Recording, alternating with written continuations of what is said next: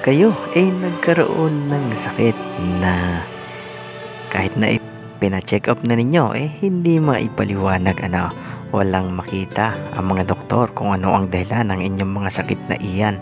Nako, ganun lang ang gawin ninyo Ang gawin nyo lang mag-subscribe ka muna bago tayo magpatuloy. Kung ikaw hindi pa nakasubscribe, at pindutin mo na rin ang notification bell na iyan upang ikaw updated sa mga bagong video na aking ina-upload. So ayun na nga, kung kayo pabalik-balik ang sakit, nawawala, bumabalik, at minsan palala ng palala so nasubukan nyo na magpatingin sa doktor, subalit wala namang nakitang dahilan ng doktor. Walang nakita kung ano ang sanhin ng iyong mga sakit na iyan.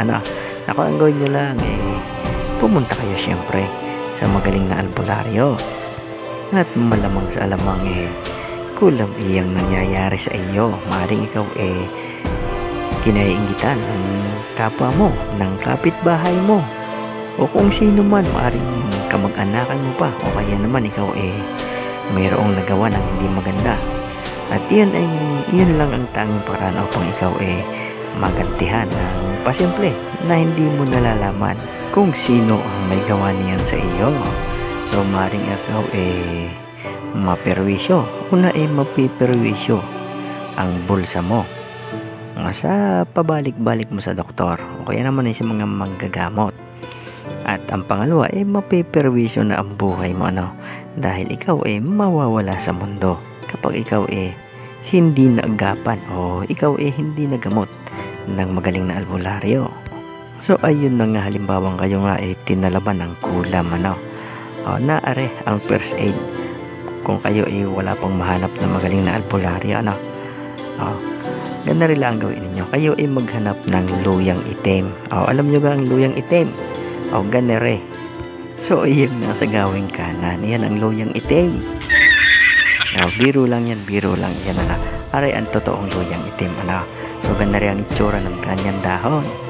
At ang ilalim ng dahon ay ganare din, violet. Yan bumubulaklak din sa katagalan. Yan tumataas ng mas mataas pa sa mga unano. So ayun na nga, kumuha lang kayo ng laman niyan at inyong ilaga.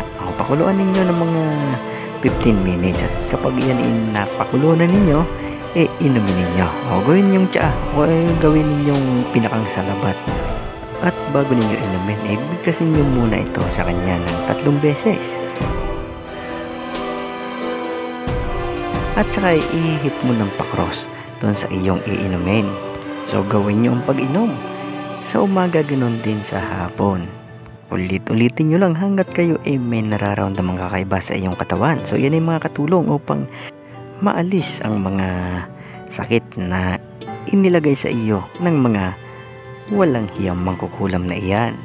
Subalit kung lubhang matindi na talaga ang iyong sakit na nararamdaman at hindi nawawala o nababawasan man lang kahit kayo ay uminom na ng luyang itim na iyan, nako, huwag na kayo magpatumpik-tumpik pa pumunta na agad kayo sa magaling na albularyo upang iyan makalas at hindi na lumala pa. Dahil kapag iyan hindi nakalas, darating ang mga susunod na bukas, kayo mauutas. So pumunta kayo sa albularyong magaling, yung pumapatay ng mangkukulam hindi yung inaalis lang ang kulam dahil kapag iyan inalis lang, pagkatapos ninyong gamutin, mga ilang araw lang ibabalik din agad iyan ang mangkukulam. Di babalik na naman kayo sa albularyo, another pera na naman.